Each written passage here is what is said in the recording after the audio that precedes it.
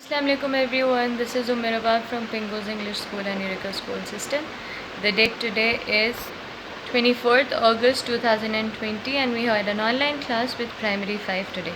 In Primary 5's online class, we have studied English language from page number 14.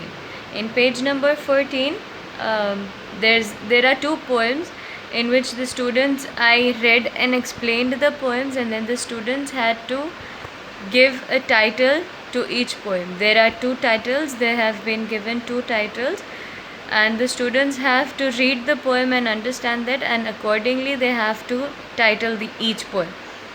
Poem A is I am dash. In this dash, the students have to fill the title name which they are going to select for each poem.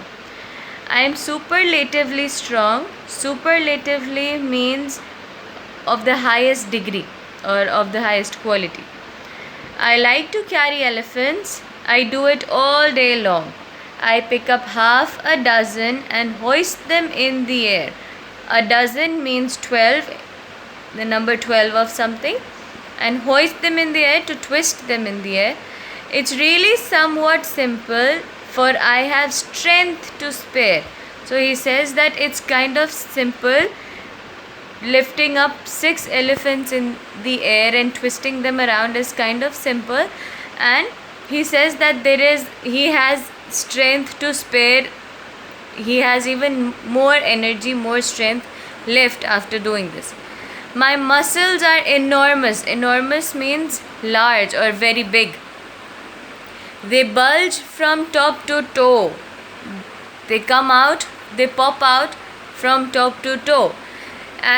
When I carry elephants, they ripple to and fro. When he carries elephants, they move to and fro. But I am not the strongest in the Simpson family.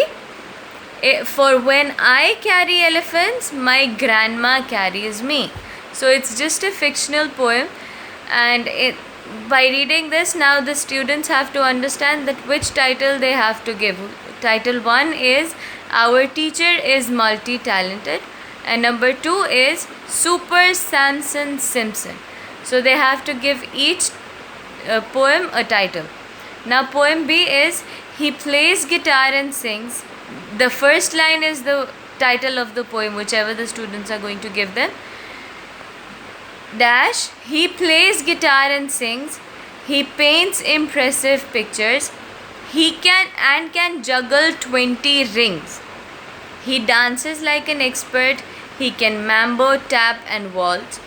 These are all kinds of different dances. He is also quite a gymnast, doing airborne somersaults.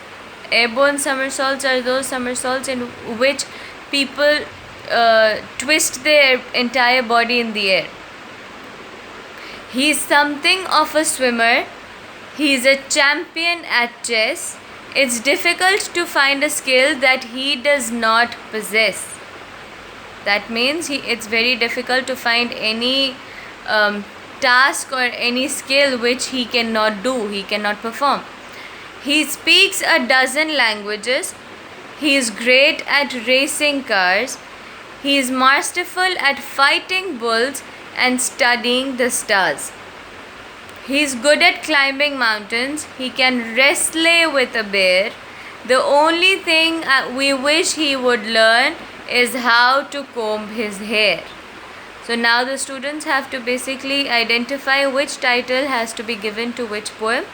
And then in the next page number 15, there are illustrations given, there are images, there are some pictures which are given from number 1 to number 9. And now if you see in the poem, there are lines, like each line has a number. Number 1 is line number 1, number 2 is line number 2, line number 3 is the third line, and they haven't numbered each line, but they have numbered 1, 5, 10 and 15 for the students' ease. So basically now in the pictures, I hope you can see, these are the illustrations which are given on page number 15. So the students have to look at the illustrations, and on each box of the picture they just have to find what is being described in the poem. Like for example, I gave an example to the students of picture number 1. Now it's clear. We all can see that this man is showing how strong he is, and he's showing his muscles. So the students have to find in which line he is talking about his muscles, and then that line number will be written in the same box, in the box of this picture. So this exercise has to be done by the students as well in the learner's book only. It doesn't have to be done in the notebook. And then turning to the next page, page number 16. There are sentences in the notebook. They have to write the sentences in the notebook and label them true or false. Exercise number 4 of page number 16 of learner's book has to be done in their notebook, in their English language notebook. And then there's this word study in which match these definitions with the highlighted words in the poems. When you're going to open the poem, you can see some highlighted words. The words which I have already told you the meanings, they are highlighted in blue. So you have to write each word in front of the proper meaning in the word study. The definitions are given you in exercise number 5. You have to read the definition, and then you have to label the word which its meaning is. Alright, this has to be done in the learner's book only. And yes, this is the homework for the students, and this was explained in today's class. I hope you all have understood it well. If there's any confusion, you may ask me. So take care of yourself. Allah Hafiz.